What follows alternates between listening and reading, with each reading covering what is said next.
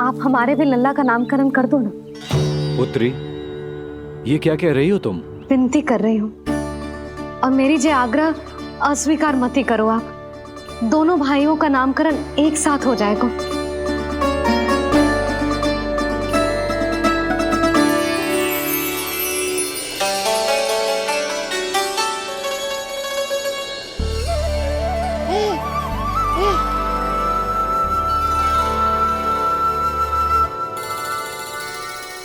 कितने प्यारे और निर्दोष बालक हैं।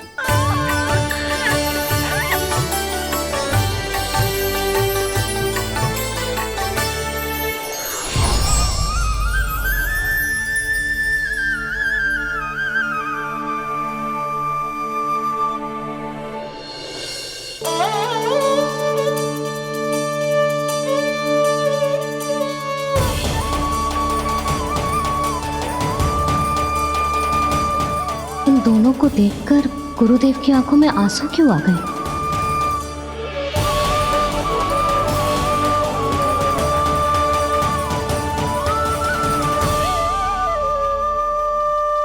ये क्या कर रहे हैं ऋषिवर? संभालिए अपने आप को, नहीं तो मेरा रहस्य खुल जाएगा आज। अरे ऋषिवर, हाथ मत जोड़िए। इससे पहले कि गड़बड़ हो जाए, अपनी नमस्कार मुद्रा को आशीर्वाद मुद्रा में बदल दीजिए। बात को समझिए, मैंने ये अवतार मैया और लल्ला के अद्भुत संबंध का अनुभव करने के लिए लिया है, पर आपकी भावुकता के कारण यदि मैया को मेरा सत्य पता चल गया तो ये संबंध ही बदल जाएगा।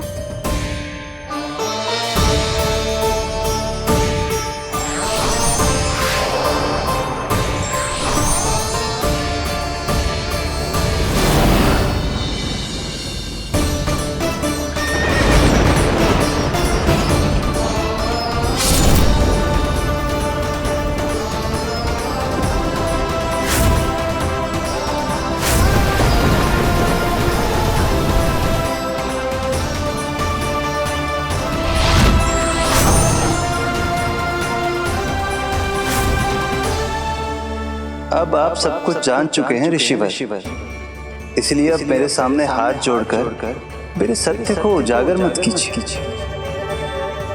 अपने शिष्य वसुदेव के पुत्र के रूप में मुझे आशीर्वाद दीजिए।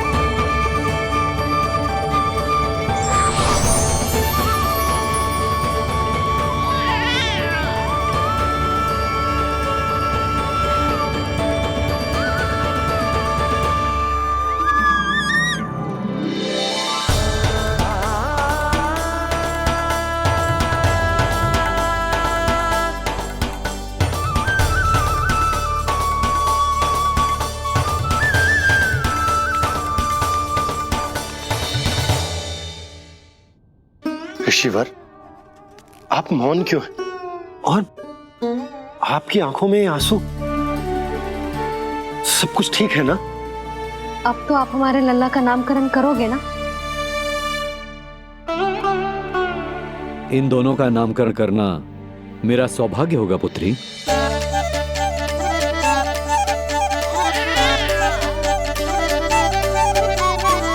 परंतु ये गोपनीय रूप से करना होगा।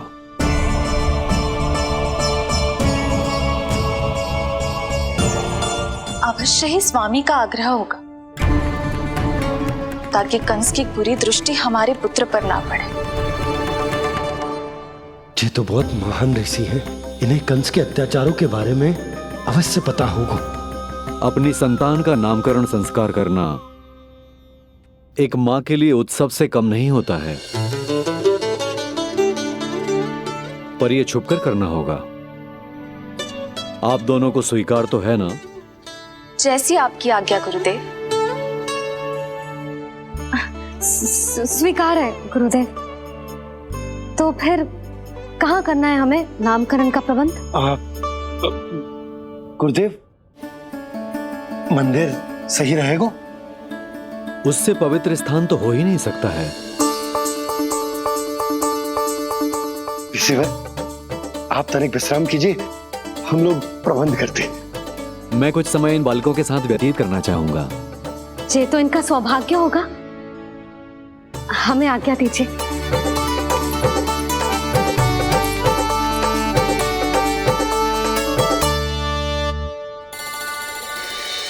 प्रभु, स्वयं भगवान होकर भी आपको बंदी गृह में जन्म लेना पड़ा। अब अपनी मां को छोड़कर दूसरी मां के यहां पलना पड़ रहा है। जब से गोकुल आए हैं, छुप छुप कर रहना पड़ रहा है।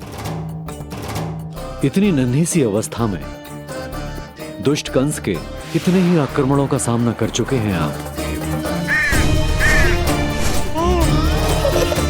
और जिस उत्सव में सभी सप्तऋषियों और सभी देवी देवताओं को साक्षी बनकर आना चाहिए, उस नामकरण उत्सव को यहां एकांत में करना पड़ रहा है।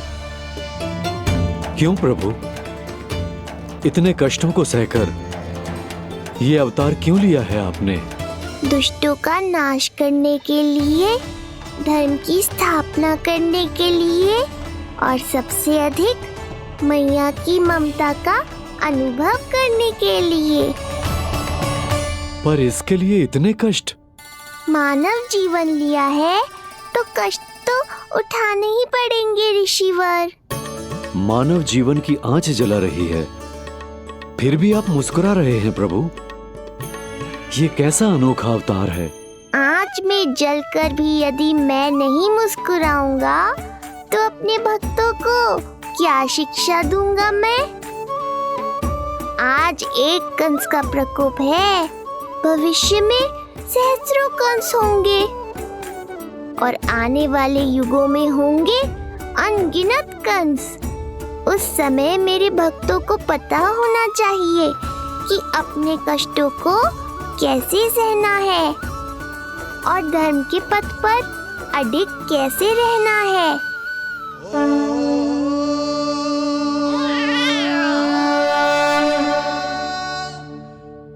आप धन्य हैं प्रभु।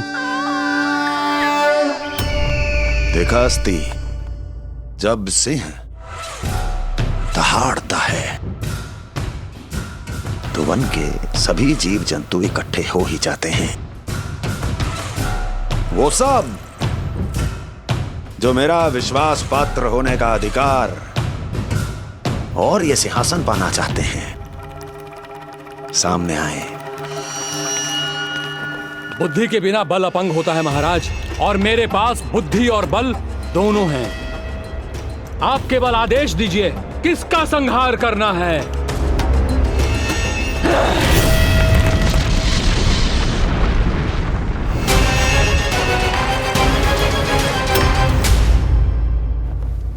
सारी तैयारी हो गई। बोलो। आप गुरुदेव को बुला लो, मैं रोनी जीजी और बालकों को ले आती हूँ। यशोदा, तुम रुष्ट तो ना हो ना मुझसे? मैं भला रुष्ट क्यों होने लगी? नहीं, तुम जो उत्सव बड़े धूमधाम से करना चाहती थी और बहुत प्रसन्न हूँ मैं कि हमारे लल्ला का नामकरण स्वयं ऋषि गर्ग पूरे विधि विधान से कर रहे हैं। मैं समझ गई, उत्सव बड़ा हो या ना हो, प्रसन्नता बड़ी होनी चाहिए। अरे मैं तो इतनी उत्साहित हूँ कि दोनों भाइयों का नामकरण आज के शुभ मुहूर्त पे हो रहा है। तो इससे पहले जो बीत जाए, जाओ। आप भी बुला लो।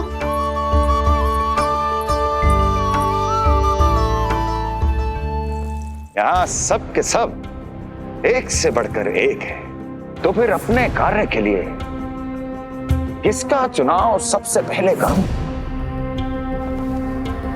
मेरा सामर्थ्य तो आपने अभी तक देखा ही नहीं महाराज। चुटकी बजाकर शत्रुओं का विनाश कर सकता हूं मैं।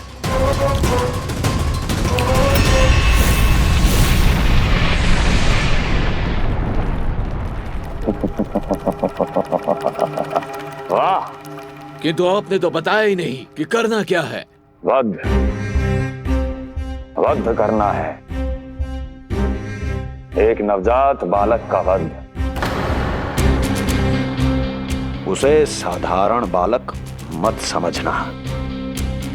गोकुल में नंद के घर पल रहा वो बालक विष्णु का अवतार है।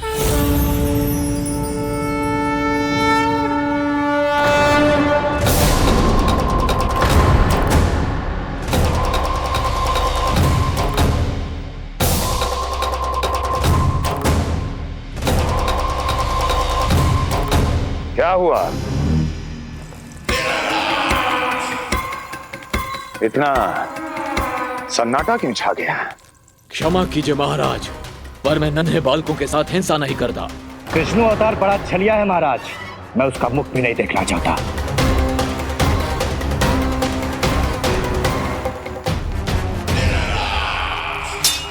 जाने दो इन्हें। वैसे भी इस सिंहासन के लिए मुझे कायरों की कोई आवश्यकता नहीं। जाने दो।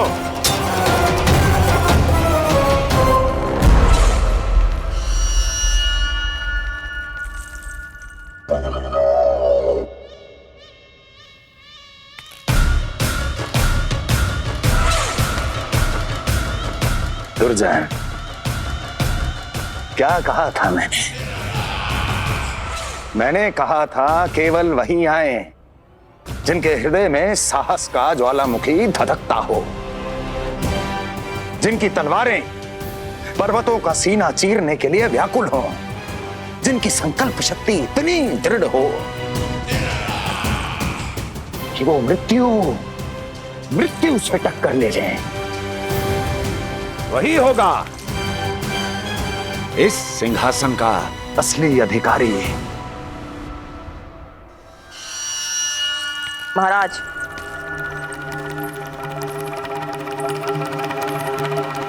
ना तो आपके दिए इस सम्मान का कोई मूल्य रह गया है और ना ही आपके भय का। अभी आपने ही कहा था ना कि जब वन में कोई सिंह दहाड़ता है तो उस वन के सभी जीव जंतु एक जगह एकत्रित हो जाते हैं, परंतु उसी वन में जब कोई बब्बर सिंह दहाड़ता है तो वही जीव जंतु भय के मारे इधर उधर भागने लगते हैं। निश्चित ही वो बालक इन सब के लिए बब्बर सिंह बन चुका है। उसका भय हमारे साम्राज्य की नींव हिला रहा है महाराज।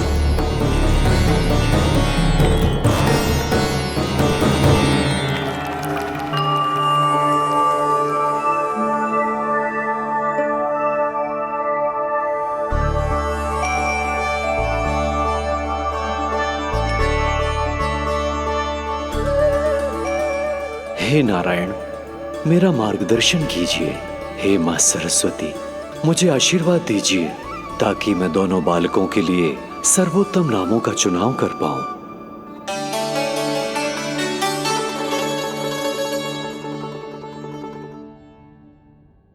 आपके पुत्र को बड़े भाई के कर्तव्य का निर्वाह करना है और इस दायित्व को प्रभु श्री राम से अच्छा किसने निभाया है? जैसा अटूट संबंध उनका अपने भाइयों के साथ था, मैं श्री नारायण से प्रार्थना करता हूं कि वैसा ही प्रेमपूर्ण संबंध इसका भी अपने छोटे भाई के साथ हो।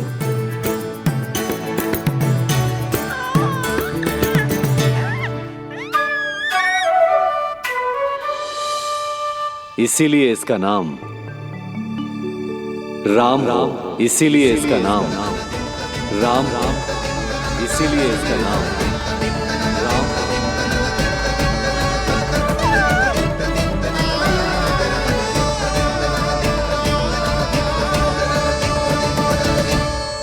बड़े भाई में आदर्श, न्याय, संकल्प बल के साथ साथ शारीरिक बल भी होना चाहिए।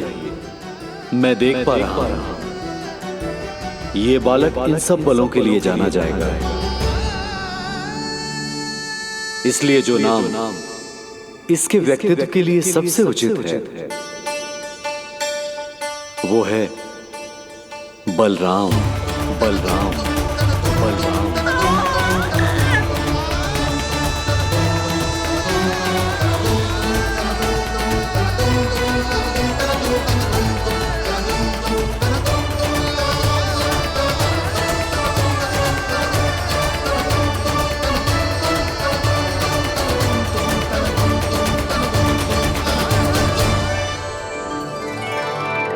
बलराम।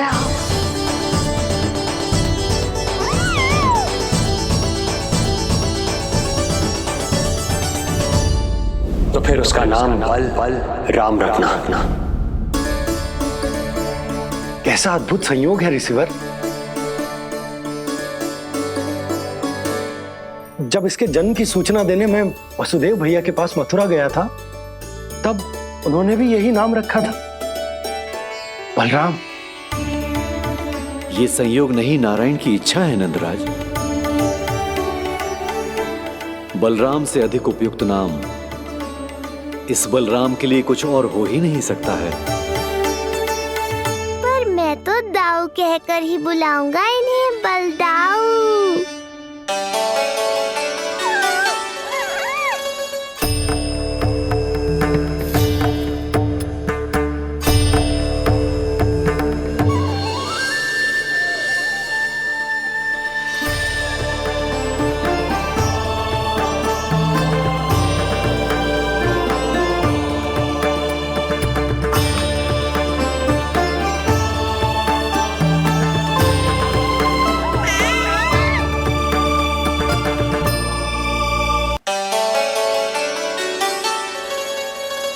सुना पुत्र, आज से तुम्हारा नाम होगा बलराम।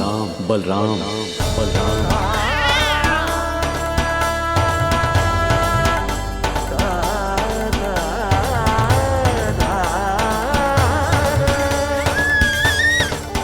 गुरुदेव, कितना अद्भुत नाम दिया है आपने इसे। अब मेरे लल्ला को भी ऐसा ही कोई उत्तम सा नाम दे दो।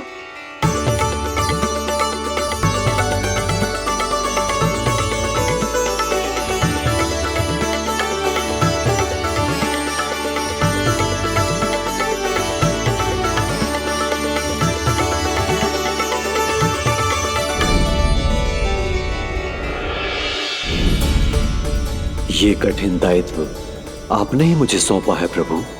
इसे निभाने की क्षमता भी आप ही दीजिए।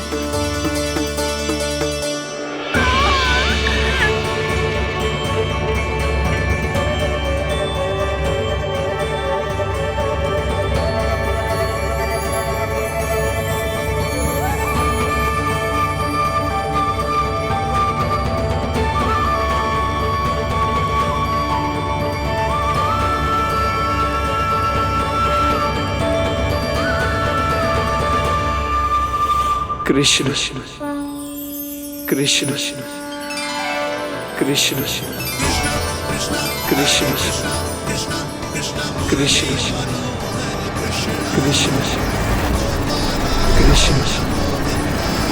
कृष्ण।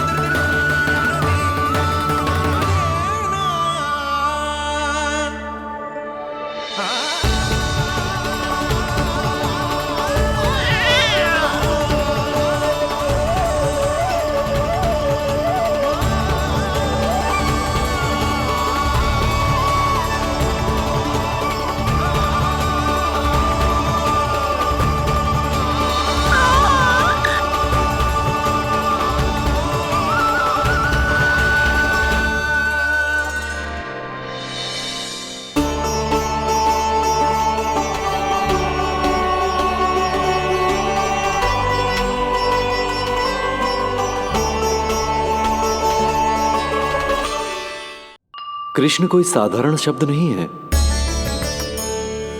ये अनेक विशेषताओं से भरा हुआ है। क बना है कमलकांत से, अर्थात वो जो श्रीपति विष्णु जैसा हो।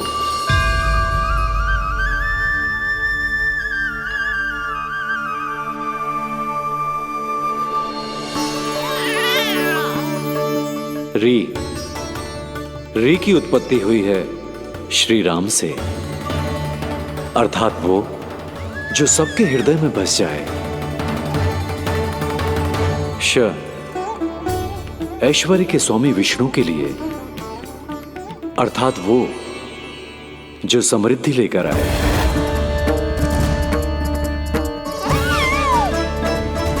और ना है नरसिंह के लिए, अर्थात वो जो रक्षा करे।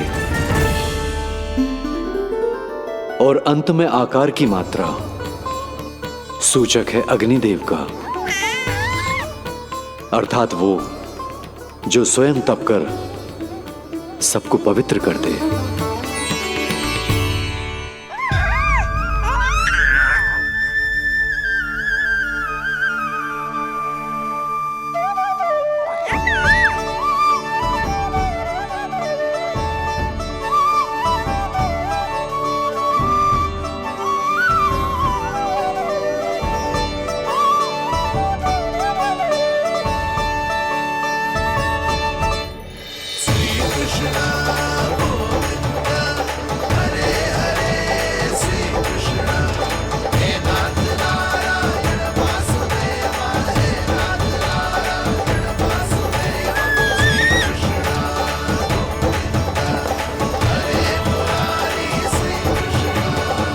आज से तुम्हें सारा संसार जिस नाम से पहचानेगा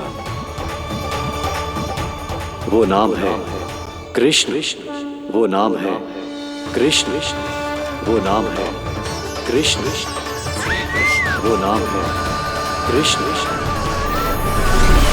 कृष्ण कृष्ण कृष्ण कृष्ण कृष्ण कृष्ण कृष्ण कृष्ण कृष्ण कृष्ण कृष्ण कृष्ण कृष्ण।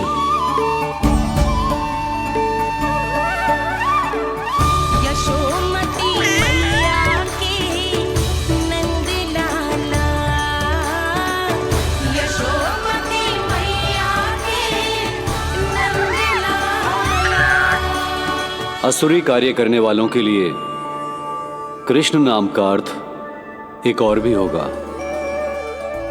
वो घनी अंधेरी रात जिसमें इसने जन्म लिया, पर इससे जो प्रेम करते हैं उन सभी के लिए कृष्ण नाम का अर्थ होगा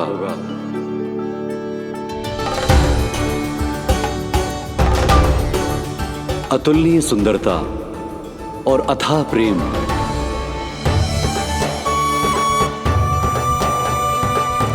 इन दोनों विशेषताओं का साक्षात स्वरूप होगा ये कृष्ण। कृष्ण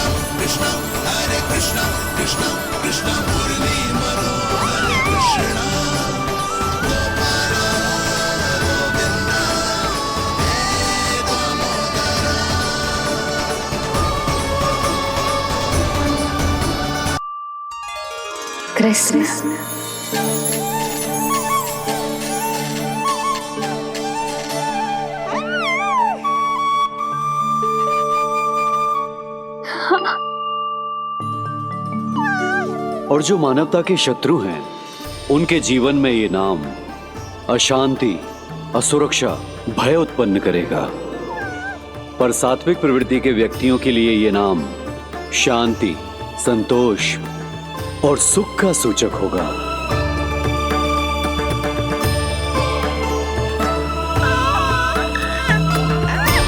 कृष्ण कृष्ण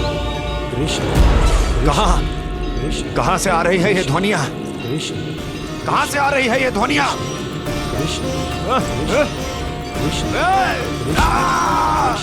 स्वामी महाराज,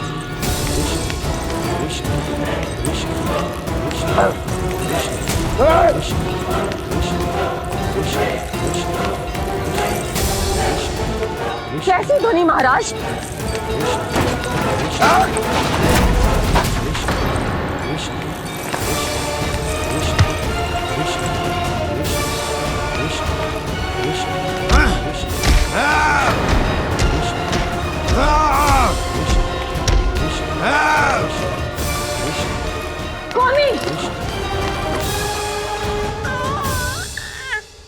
कृष्ण।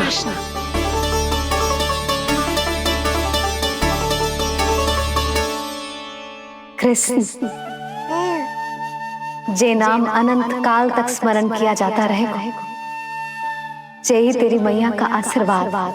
संसार मुझे कृष्ण बुलाए या नीलमणि कहकर पुकारे, मैं रहूंगा तो बस यशोमती मैया का नंद लाला। यशोमती मैया के नंद लाला, यशोमती मैया के नंद लाला।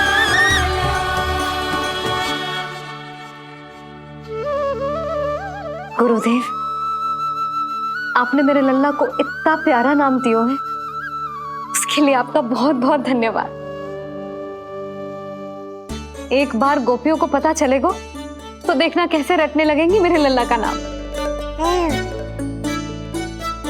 इससे पहले कि आप सब बाहर जाकर किसी और को बताएं, एक कर्मकांड शेष है। नामकरण के बाद पिता को आशीर्वाद के रूप में कुछ न कुछ उपहार बालक को अवश्य देना चाहिए।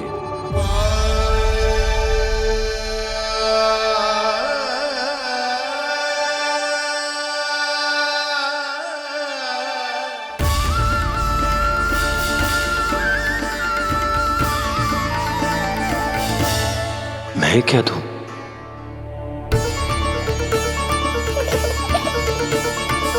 वासुदेव मेरे शिष्य हैं और उनकी अनुपस्थिति में यह दायित्व मैं निभाऊंगा।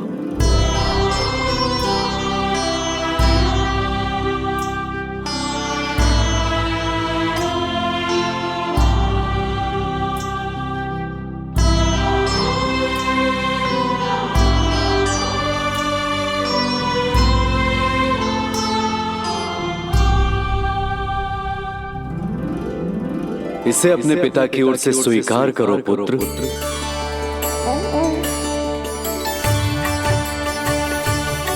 कल्याण हो।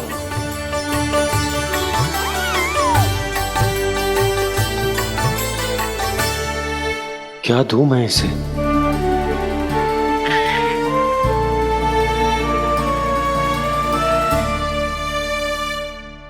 आप सोच क्या रहे हो? आशीर्वाद दो ना अपने कृष्ण को। अच्छा, सोच रहा हूं कि लल्ला को क्या दूं?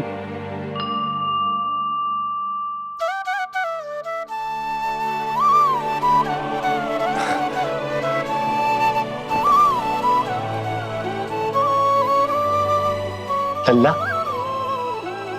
तू स्वयं ही बता दे, तुझे क्या चाहिए?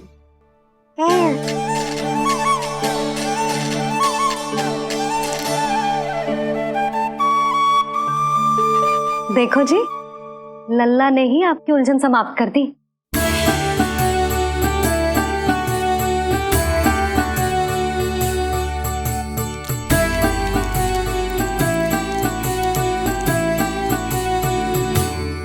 मेरा आशीर्वाद कि तेरा जे नाम कृष्ण तेरी प्रजा के लिए बहुत हितकारी हो। गुरुवर, आप भी इसे आशीर्वाद दें। जिनके आशीर्वाद से ये पूरा संसार संचालित होता है, उन्हें मैं क्या आशीर्वाद दूं?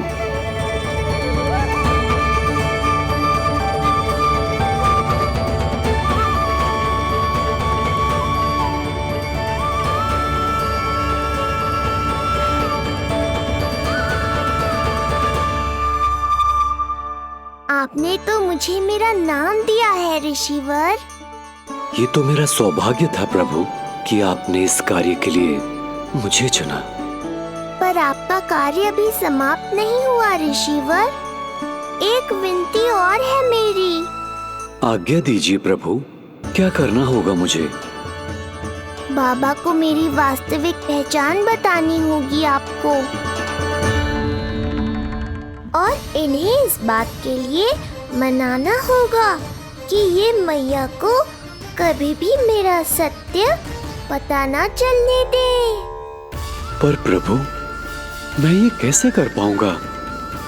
आप ही कर पाएंगे ऋषिवर, क्योंकि अब आप इस कृष्ण अवतार के मुख्य उद्देश्य को जानते हैं।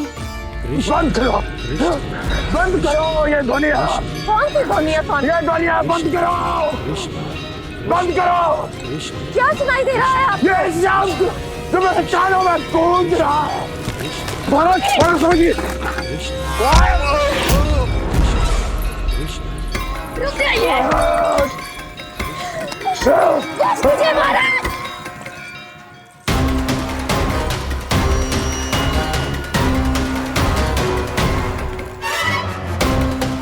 आप भूल रहे हैं कि आप मथुरा नरेश है, कंस है आप। और किसी भी व्यक्ति, वस्तु या घटना से महाराज कंस इतने व्यथित नहीं हो सकते कि वो सुदबुद्ध खो बैठे। स्वयं को संभालिए महाराज। बंद हो गई, बंद हो गई, बंद हो गया वो स्वर, बंद हो गई वो ध्वनिया। रफी, यूं मत सोचना कि मैं तुम्हें सुन नहीं रहा था। तुम सत्य कह रही हो। मैं कंस हूं। किसी भी व्यक्ति, वस्तु या घटना से व्यथित नहीं हो सकता। दुर्जन, जी महाराज, इस सिंहासन को पुनः स्थापित करो।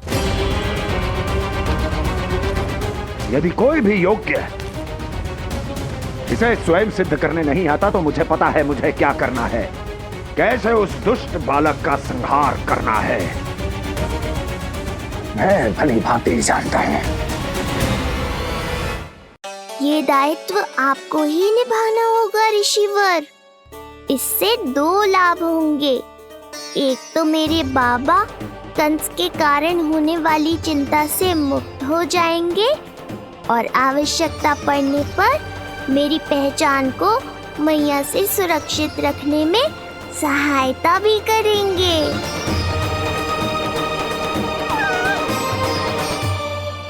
नंदराज, अब बलराम और कृष्ण दोनों को भूख लग गई होगी।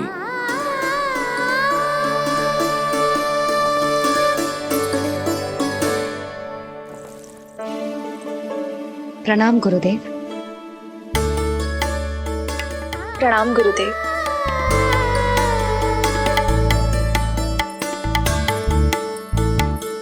गुरुदेव, अब आप भी विश्राम कर लीजिए। नहीं नंदराज, मुझे शीघ्र ही मथुरा पहुंचना है। राजा वासुदेव और रानी देवकी मेरी प्रतीक्षा कर रहे होंगे। पर इससे पहले कि मैं जाऊं, मुझे आपको कुछ बताना है।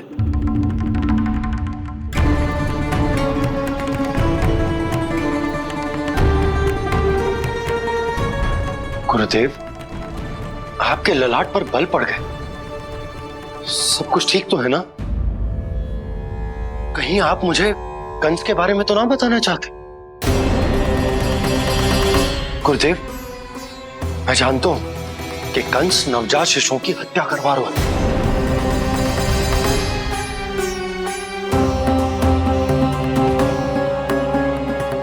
कंस नहीं, कृष्ण के बारे में कुछ कहना है मुझे।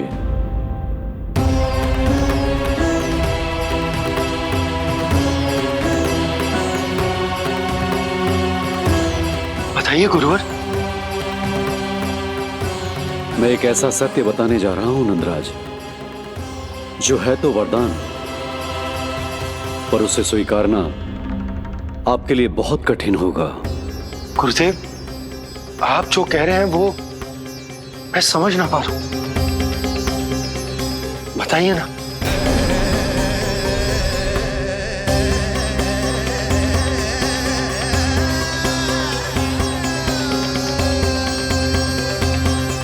बताइए ना गुरुवर।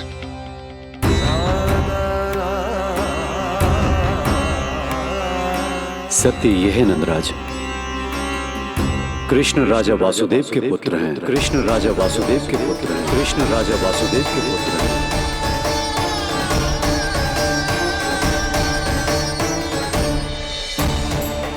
और वो कोई साधारण बालक नहीं है। स्वयं श्री हरि विष्णु के अवतार हैं और वो कोई साधारण बालक नहीं है। स्वयं श्री हरि विष्णु के अवतार हैं।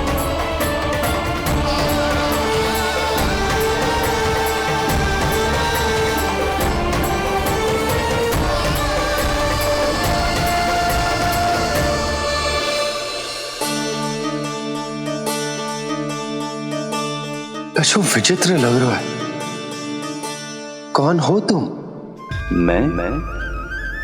मैं हूं श्री विष्णु का अवतार। शिव, ये कैसे संभव है गुरुदेव? वो तो नन्हा सा बालक।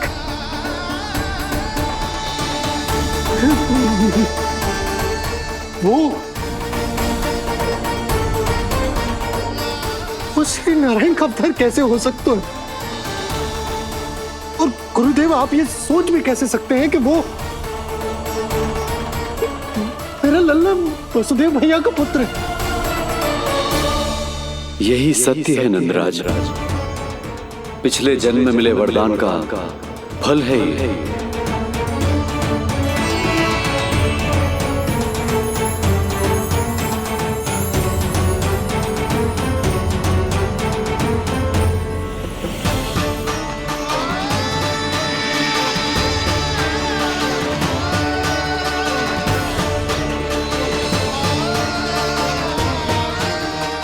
मैं आपकी संतान के रूप में अवश्य आऊंगा, किंतु उसके लिए आपको मेरे अगले अवतार के बाद एक और अवतार की प्रतीक्षा करनी होगी, क्योंकि अगले जन्म के लिए मैं पहले ही ये वरदान माता देवकी को दे चुका हूं। इस समय मैं विवश हूं, किंतु मैं आपको वचन देता हूं, आपकी संतान बनकर अवश्य आऊंगा, प्रभु, श्री हरि को अपने सामने देखकर मेरी व्याकुलता का बांध टूट गया है। 2 जन्म बहुत बड़ा समय होता है स्वामी। अपने पुत्र के रूप में हरि को गोद में खिलाने के लिए अब मैं और 2 जन्मों तक प्रतीक्षा नहीं कर सकती। धरा!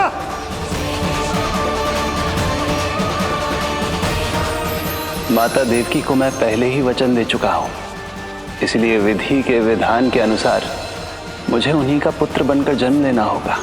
किंतु आपकी आतुरता का अनुभव करने के बाद अब मैं भी आपका स्नेह पाने से स्वयं को और वंचित नहीं रख सकता। ये जो भी हो रहा है प्रभु की ही लीला है। कृष्ण के जन्म के तुरंत बाद भगवान विष्णु के आदेश पर वासुदेव जी के यहां आना पड़ा और आपकी और रानी यशोदा की पुत्री को अपने पुत्र के साथ बदलना पड़ा और इस तरह कृष्ण आपके और रानी यशोदा के पुत्र बन गए।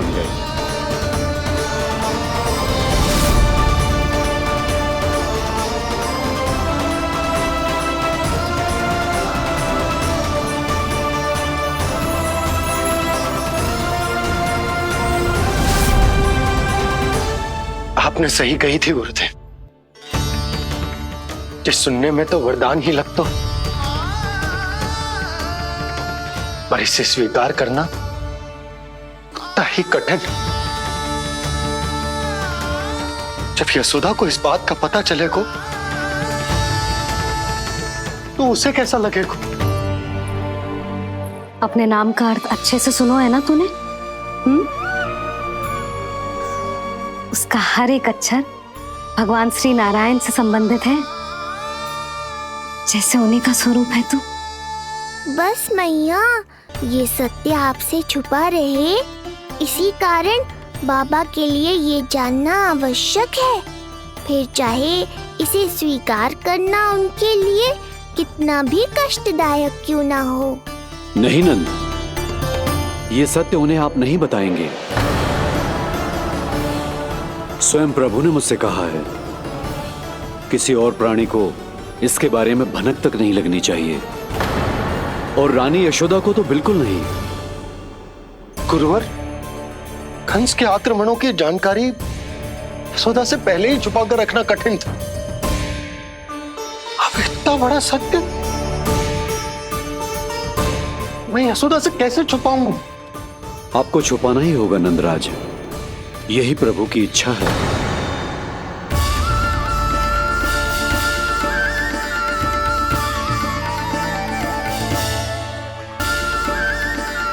पर क्यों गुरुवर? ताकि नारायण अपनी मैया की ममता का अनुभव कर पाए। यही तो उनके अवतार का मुख्य उद्देश्य है। मुख्य उद्देश्य? हाँ नंदराज, नर नारायण के अवतार में अपनी तपस्या करते समय प्रभु ने जो अनुभव किया था, उसके कारण ममता के सुख का अनुभव करने के लिए प्रभु व्याकुल हो उठे थे। ऐसा क्या हुआ था, मुझे भी बताइए। हो सकता है ये बात इस सत्य को स्वीकार करने में मेरी सहायता करे। बहुत समय पहले की बात है। अनेक देवी देवता परम प्रभु विष्णु के पास बैकुंठ गए थे। वहां प्रभु की आंखों में आंसू देखकर वो सभी स्तब्ध रह गए।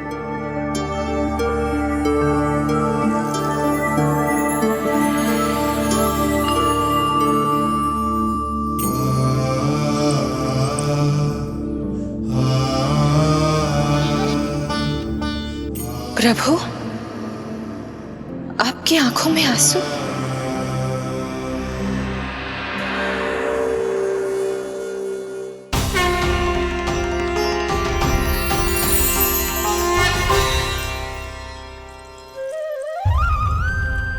चिंता मत कीजिए, आप सब तो जानते हैं हिरण्यकश्यप को मारने के लिए मैंने नरसिंह अर्थात आधे मानव और आधे सिंह के रूप में अवतार लिया था। उस राक्षस का वध करने के बाद नर और सिंह दोनों भागों ने अलग अलग होकर नर और नारायण के रूप में पुनः जन्म लिया। वर्तमान में वो दोनों बद्रिकाश्रम में तपस्या कर रहे हैं।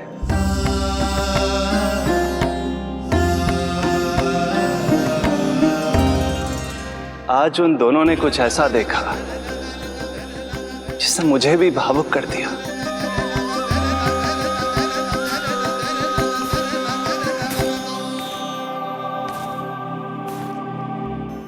सखा, ये युवक कौन है?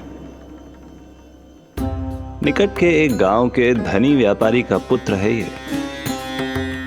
प्रत्येक संध्या वन के उस पार ये अपनी प्रेयसी से मिलने जाता है और फिर रात्रि भर उस नर्तकी के साथ सहवास करने के बाद सुबह अपने निवास को लौट आता है। यदि यही इसका नित्य क्रम है तो फिर आज ये इतने तनाव में क्यों है?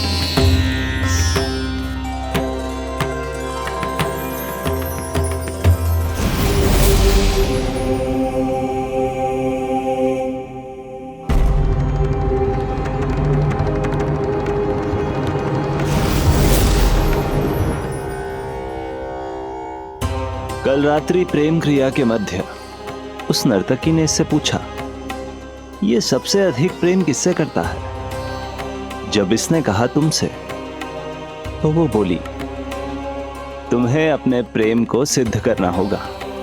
अपनी मां के हृदय को उसके तन से अलग कर मुझे सौंपना होगा।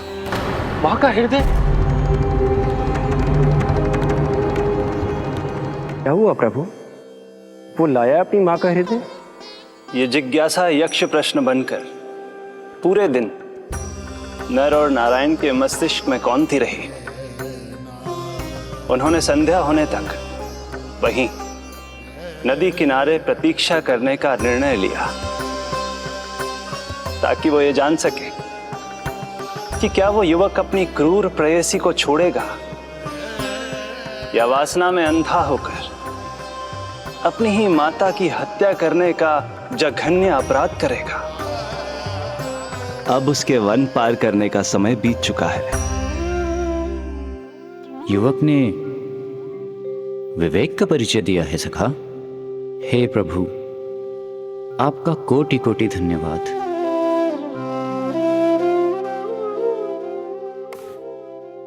सखा,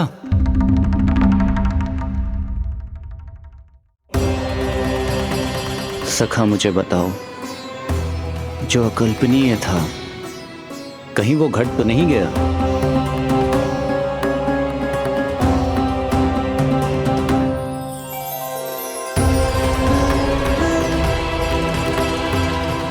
जब इस युवक की मां को इसकी प्रेयसी की क्रूर मांग के बारे में पता चला तो जो उसने किया वो इस समस्त संसार में केवल एक मां ही कर सकती है। बस इतनी सी बात?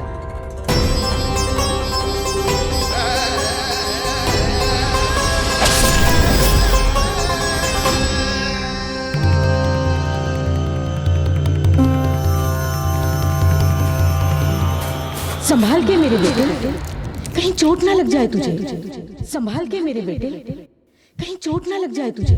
संभाल के मेरे बेटे, कहीं चोट ना लग जाए तुझे। ये तो उसकी मां की पुकार है। मां, मैंने क्या कर दिया मां?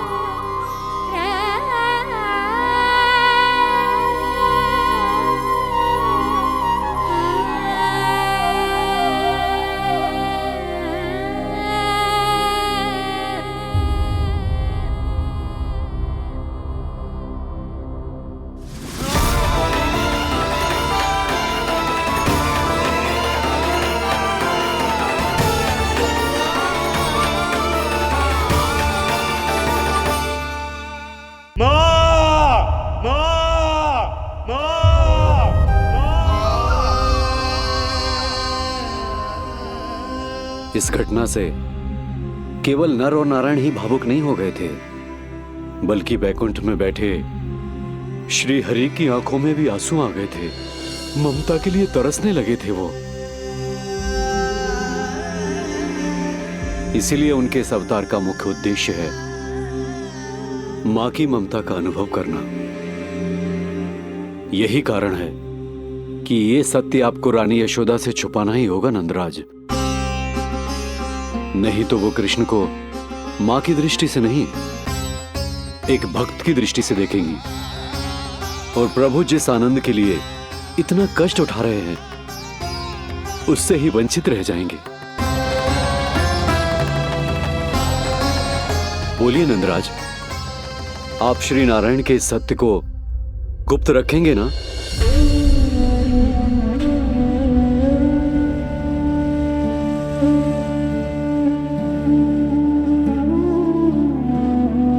प्रभु ने मुझे कैसी दुविधा में डाल दिया है गुरु।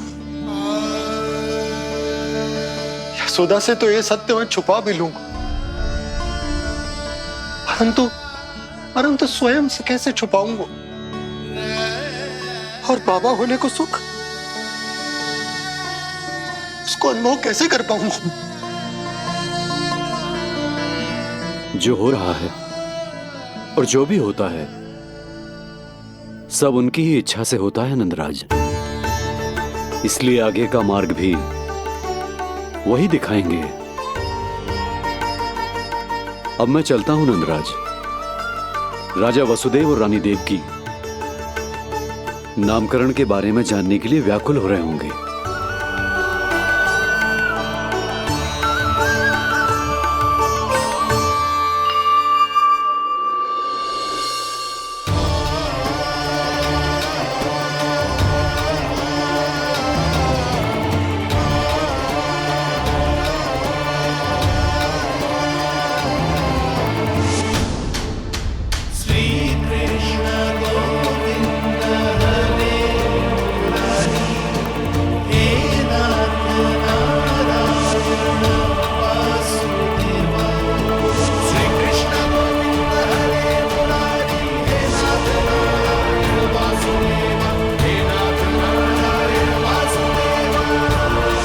सत्य ये है नंदराज, कृष्ण राजा वासुदेव के पुत्र हैं।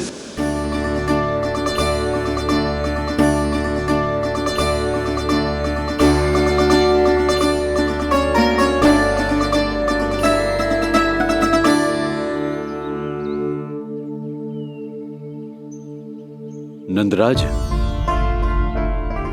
अपने आप को संभालिए और शांत चित्त से घर लौटिए। और हां, स्मरण रखिए कि प्रभु ने आपको बहुत ही बड़ा उत्तरदायित्व सौंपा है, आपको उसे निभाना ही होगा।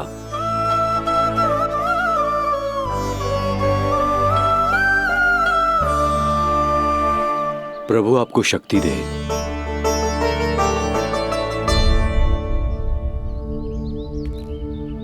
आप बहुत सौभाग्यशाली हैं नंदराज, जो प्रभु आपके घर पल रहे हैं। उनके बारे में सोचिए जिनके यहां प्रभु ने जन्म लिया है। वो दोनों तो प्रभु की बाल लीलाओं से पूरी तरह से वंचित हैं।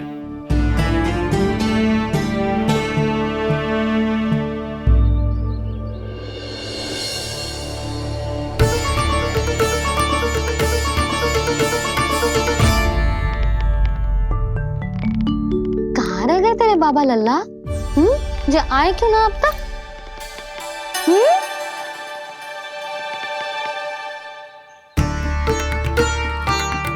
मेरा लल्ला मेरा ना है, वो तो मेरे आराध्य नारायण का अवतार, और ये बात मुझे यशोदा से छुपानी।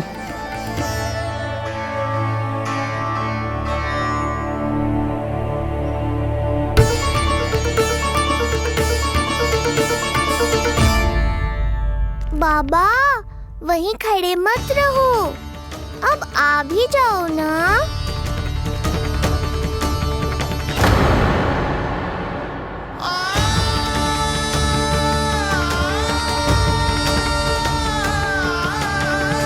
एक पग भी आगे बढ़ाने का साहस ना हो रो मेरा। हे प्रभु, आप ही बताओ, अपने आराध्य को, अपने इष्ट देव को अपने लल्ला के रूप में कैसे देख पाऊंगा मैं जानता हूँ बाबा, ये बहुत कठिन है, पर भीतर तो आओ।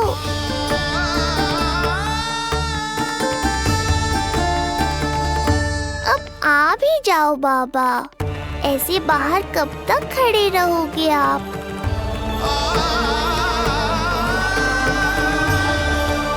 बस बाबा, बस आ जाओ भीतर, आ जाओ, आओ ना, आओ ना।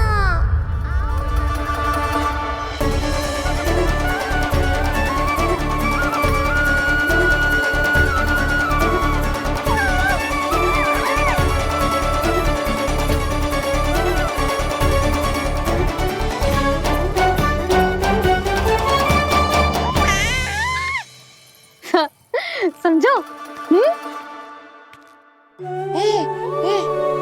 जब तू इधर उधर भाग रहा होगा तो तुझे बुलाने के लिए मैं तुझे ऐसे पुकारूंगी, कृष्ण। और जब तू शैतानी करेगो ना लल्ला, मैया को तंग करेगो, तो मैं तुझे क्रोध में ऐसे बुलाऊंगी, कृष्ण। हाँ। इसे सत्य पतो ना है, इसीलिए कितनी अच्छी तरह से मैया होने का कर्तव्य निभा रही है। पर मैं अब बाबा होने का कर्तव्य कैसे निभा पाऊंगा?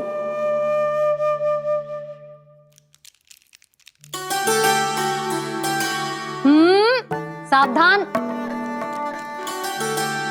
इतनी अच्छी लगी तुझे बाबा की दीजे माला, कि मुंह में ले लियो तूने? मुंह में लेने की वस्तु ना है लल्ला। जैसे यशोदा आपको एक मैया की तरह सीख दे रही है, मैं आपको बाबा की तरह शिक्षा कैसे दे पाऊंगा प्रभु?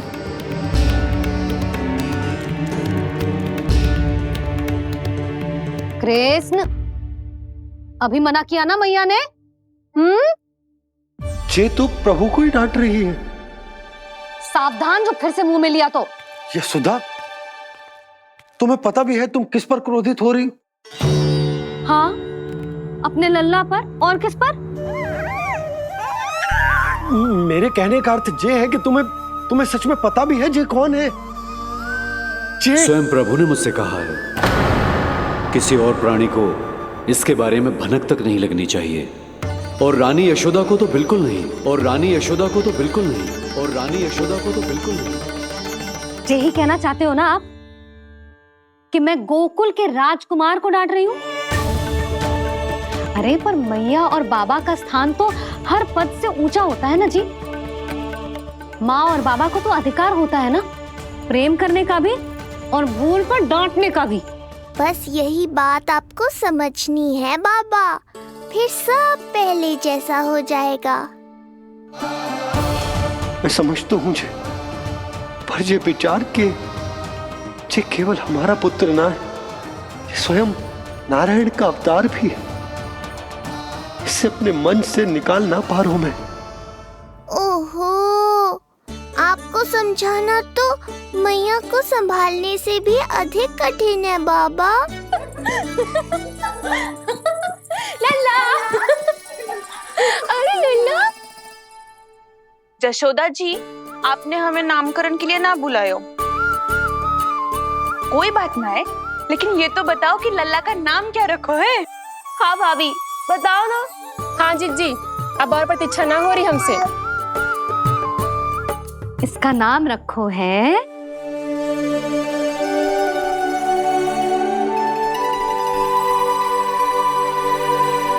कृष्ण।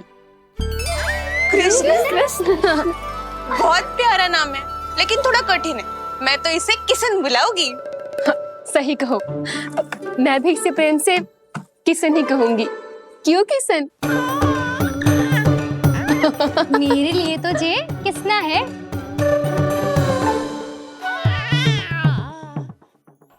क्या कर रही हैं ये सब?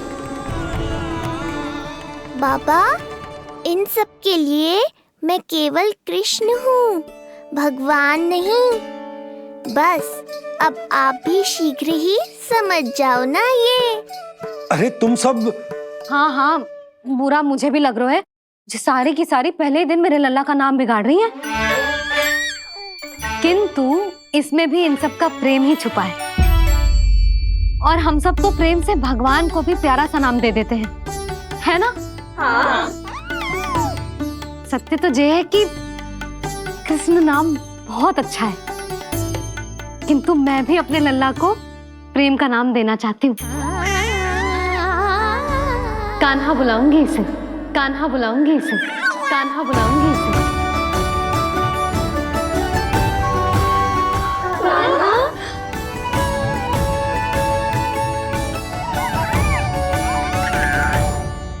कान्हा, अनोखी ध्वनि, सहज सा मीठा, मैं भी इसे कान्हा ही पुकारूंगी।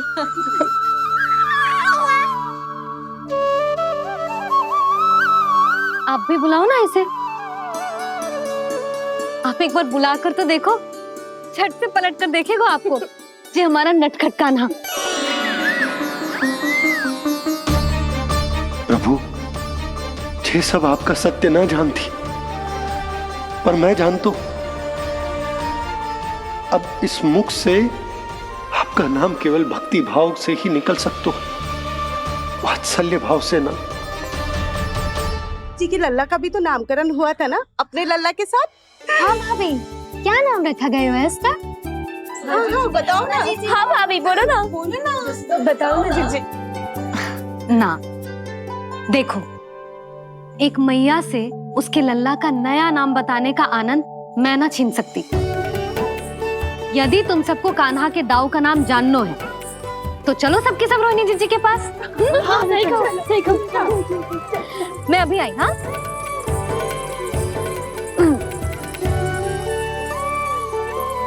सुनो जी, आप लल्ला को संभालो, मैं अभी आई। रोहिणी, मैं कैसे? ये प्रभु, लल्ला जी क्या मैं कर रहे हो? क्या हो गया आपको? मैं शीघ्र ही आ जाऊंगी। यशोदा, मुझसे दूर कब तक रहोगे बाबा?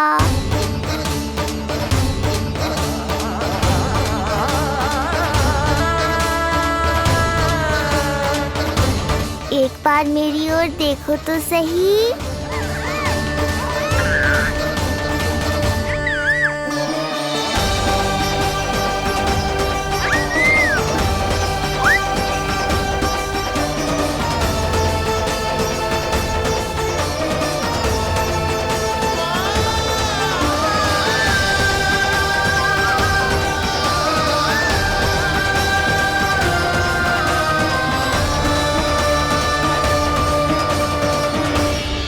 प्रभु, मुझे दुविधा में डालकर आप मुस्कुरा रहे हो।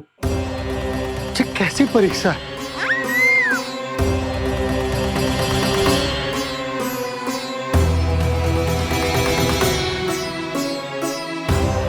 ये क्या कर रहे हैं आप?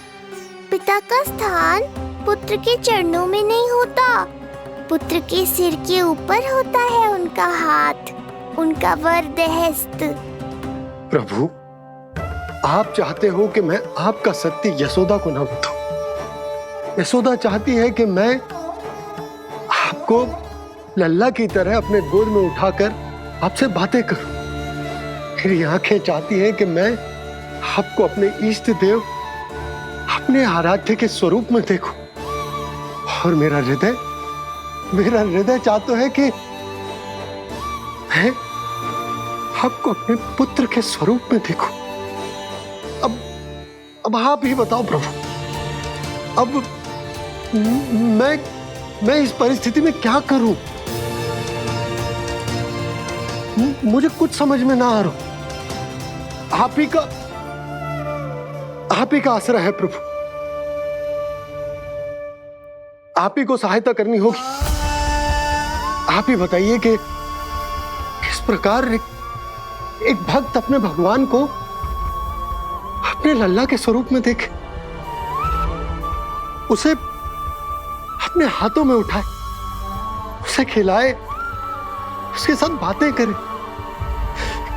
कैसे वो उसका लालन पालन करे अपने पुत्र के स्वरूप में। प्रभु, मुझे कुछ समझ में ना आ रहा। सहायता करो प्रभु। चिंता मत कीजिए बाबा, आपके सभी प्रश्नों का उत्तर शीघ्र ही मिलेगा आपको।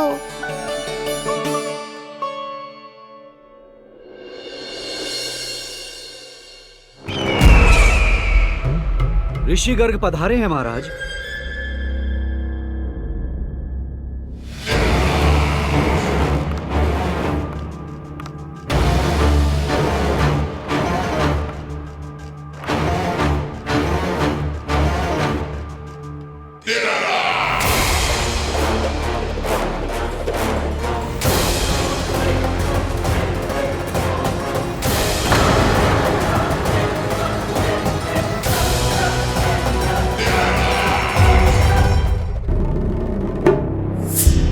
तो महान मथुराधीश कंस के दरबार में ऐसे सम्मान होता है ऋषि मुनियों का? नहीं नहीं ऋषिवर, ये तो केवल एक उदाहरण है कि कैसे एक विष्णु भक्त का सम्मान नहीं किया जाना चाहिए। तब तो अच्छा ही है। मैं यहां तुमसे सम्मान की अभिलाषा लेकर नहीं आया हूं। मैं यहां देवकी और वसुदेव से भेंट की इच्छा लेकर आया हूं। क्यों? मेरे विरुद्ध कोई षड्यंत्र रचना चाहते हो?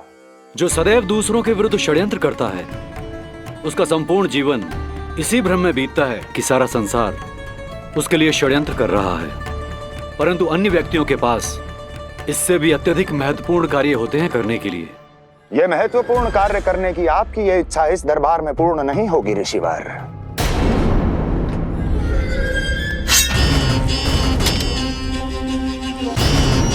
मैं आपको उन दोनों से भेंट करने की आज्ञा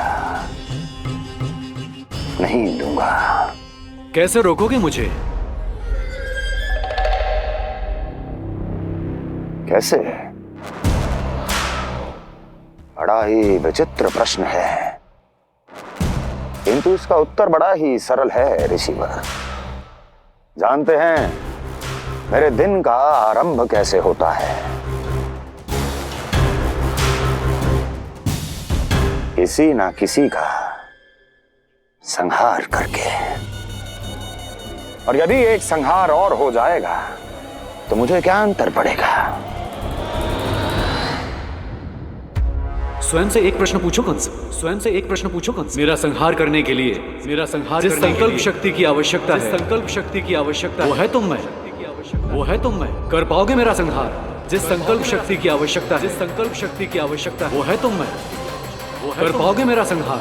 कर पाओगे मेरा संकल्प शक्ति की आवश्यकता है, संकल्प शक्ति की आवश्यकता। बोलो कंस, बोलो। यदि मैंने श्राप दे दिया, यदि मैंने श्राप दे दिया, कौन सा कवच तो तुम्हारा उसे सत्य होने से रोक पाएगा, उसे सत्य होने से रोक पाएगा। बोलो कंस, बोलो। यदि मैंने श्राप दे दिया, यदि मैंने श्राप तुम्हारा कौन सा कवच तो तुम्हारा उसे सत्य होने से रोक पाएगा, उसे सत्य होने से रोक पाएगा।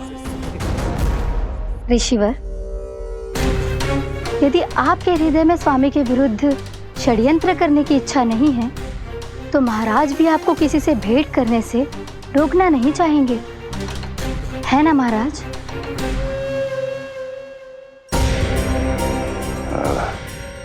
हाँ,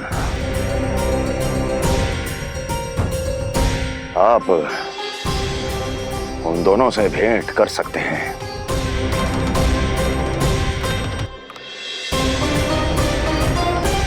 दुर्जन, इन सब पर दृष्टि रखो। अब सब कुछ सुनकर आना, सब कुछ भी छूटना नहीं चाहिए। जाओ।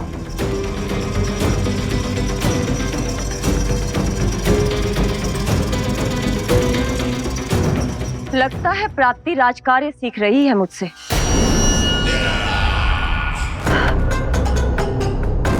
उचित समय पर सही सुझाव दिया तुमने प्राप्ति।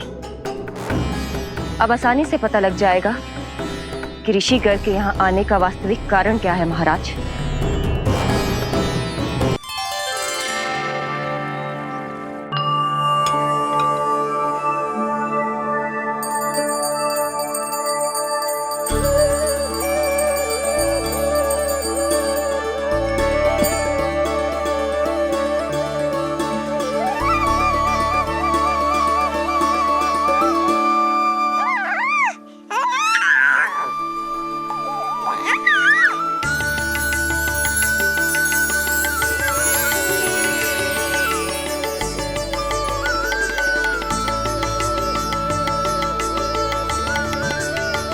स्वयं नारायण मेरे घर में है तो ये फूल उनके चरणों में क्यों चढ़ा रहा हूं? तैयार होगा मेरा लल्ला। किंतु बुरी दृष्टि वाला टीका लगाना तो भूल ही गई तेरी मैया। अभी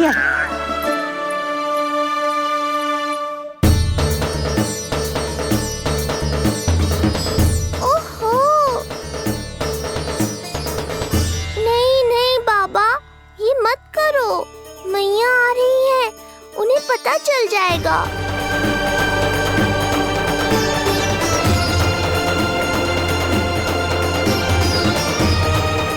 ये फूल तो आपके चरणों के लिए ही बने हैं प्रभु, इन्हें स्वीकार करें।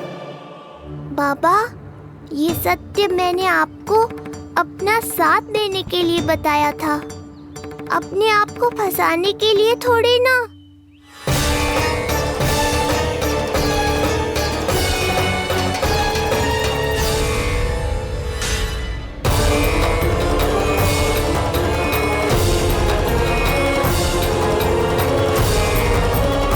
नारायण नारायण। प्रणाम पंडित जी।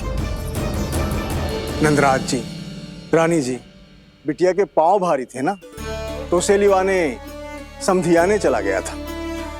वहां कुछ अधिक ही समय लग गया। आज वापस आया तो पता चलो कि स्वयं गर्ग ऋषि ने लल्ला का नाम रखो है, सो मिलने चला है। क्या नाम मिलो है इसे? उन्होंने लल्ला का नाम कृष्ण रखो है। उन्होंने लल्ला का नाम कृष्ण रखो है।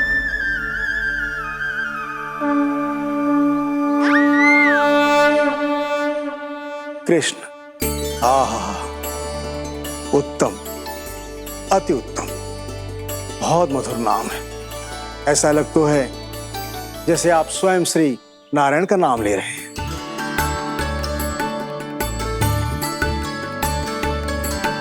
स्थिति को और गंभीर मत बनाओ पंडित जी।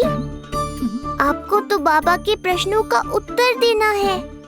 एक बार मेरी ओर देख लो, आपको स्वयं ही पता चल जाएगा कि आपको इस समस्या को कैसे सुलझाना है।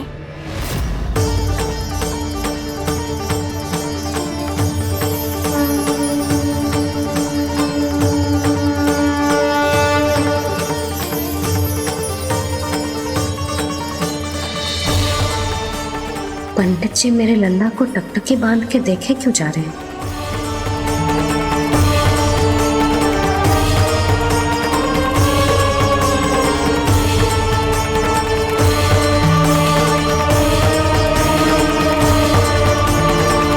स्थिति को और गंभीर मत बनाओ पंडित जी।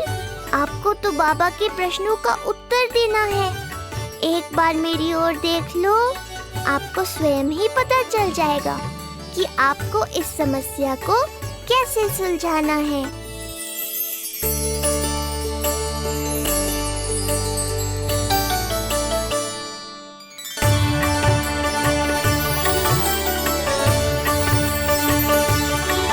क्या हुआ पंडित जी?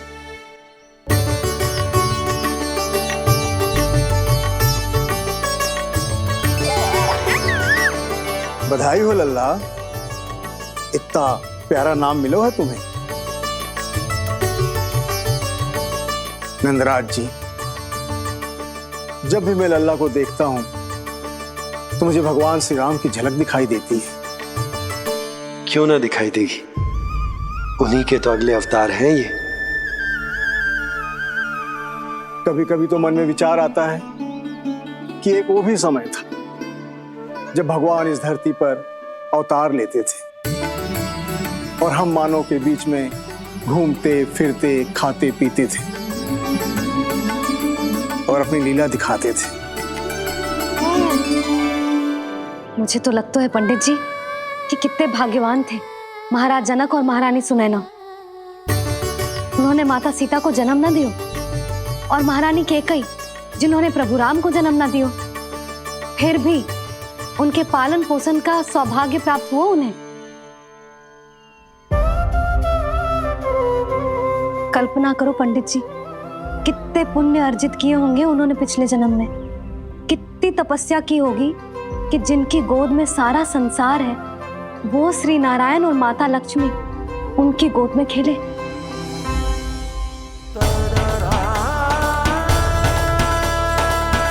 संसार में अवतार लेकर सांसारिक नाते भगवान को भी निभाने पड़ते हैं, फिर हम तो मानव हैं। संसार में अवतार लेकर सांसारिक नाते भगवान को भी निभाने पड़ते हैं, फिर हम तो मानव हैं।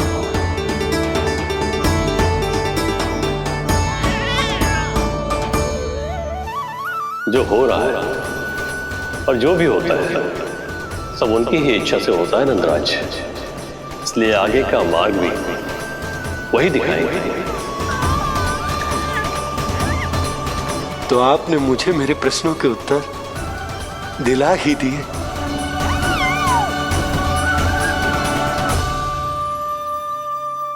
मैं भी क्या क्या बातें करने लगा। लगता है नाना बनने की प्रसन्नता का प्रभाव है जी। हमारी बिटिया को लक्ष्मी हुई है ना। बधाई हो पंडित जी, बहुत बहुत बधाई हो। मैं मैया और उसकी बिटिया से अवश्य मिलने आऊंगी। बधाई हो पंडित जी। अब मुझे आज्ञा दीजिए, वैद्य जी से कुछ औषधियां लेनी है मुझे। नारायण नारायण।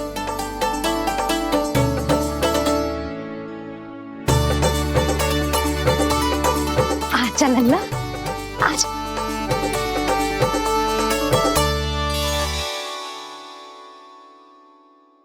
ठीक है। सुनो जी, तनिक कान्हा को संभालो, मैं यूं गई और यूं आई।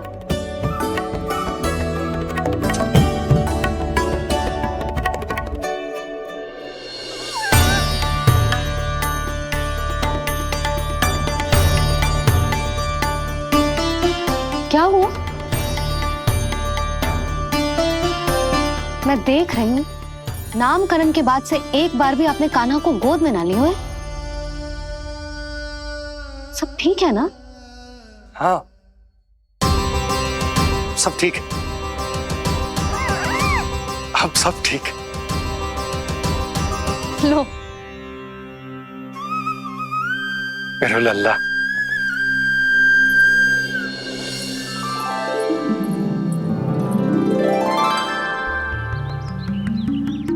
आपका बहुत बहुत धन्यवाद ऋषिवर।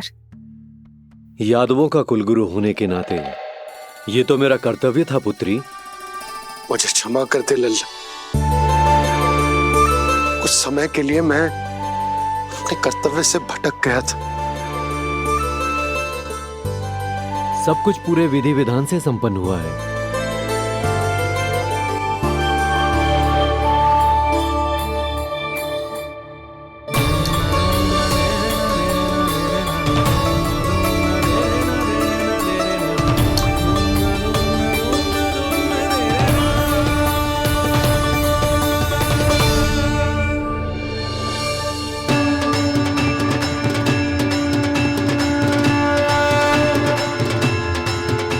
जो नाम मैंने दिया है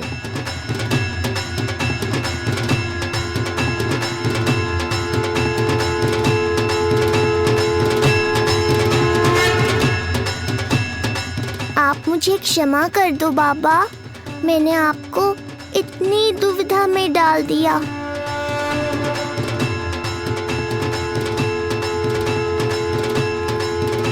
और इस तरह नंद को सब कुछ पता चल गया। आप दोनों चिंता मत करिए, सब ठीक है। अब मैं आपके 6 पुत्रों का श्राद्ध कर्म करूंगा।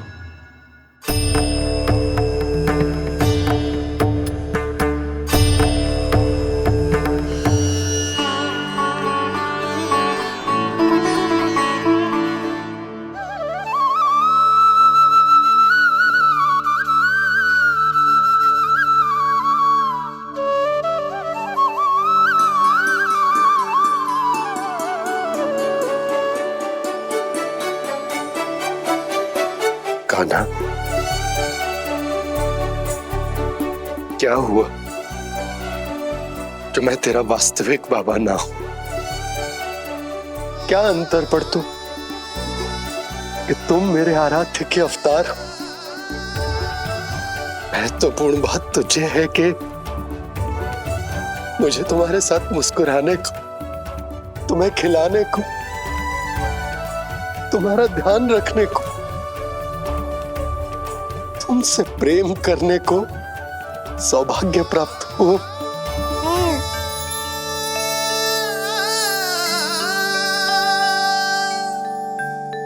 बाबा, सत्य जानने के बाद अब आपको केवल प्रेम ही नहीं करना है, मुझे डांटना भी है जब मुझसे कोई भूल हो जाए या मैं कोई शरारत करूं।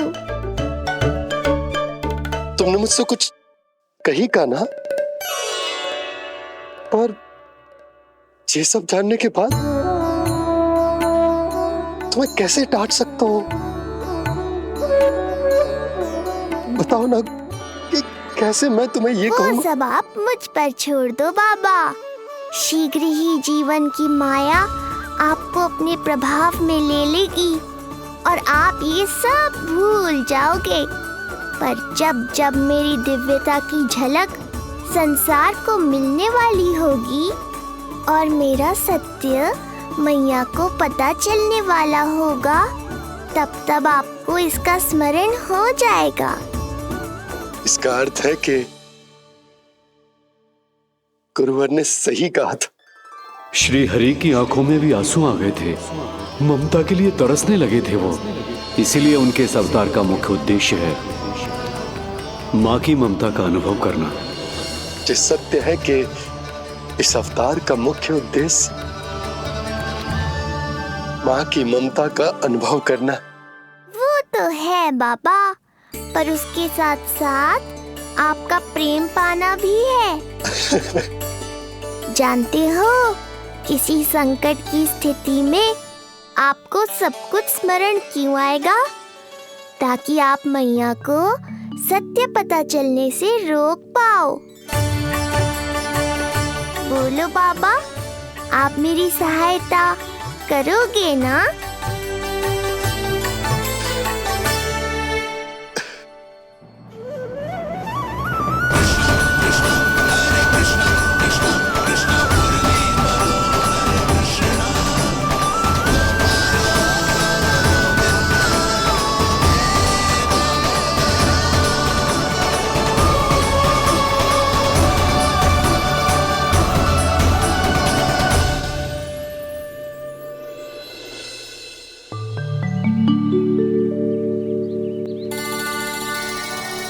अब तो मेरा कान्हा बैठना सीख गया।